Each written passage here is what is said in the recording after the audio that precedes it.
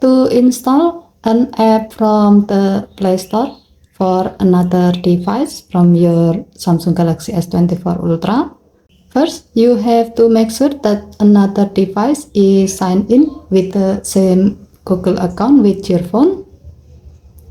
Now open Play Store. Find the app you like to install to another device.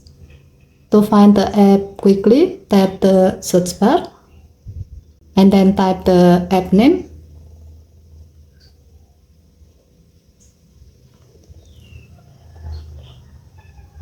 Tap the app you like to install.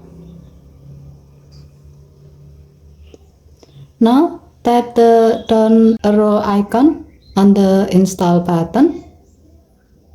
Here you can see the list of the devices that are signed in with the same Google account as yours.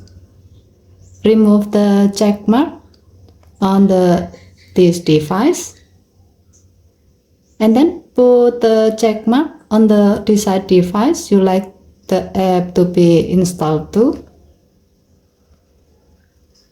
Now tap install button to start installing the app on the selected device.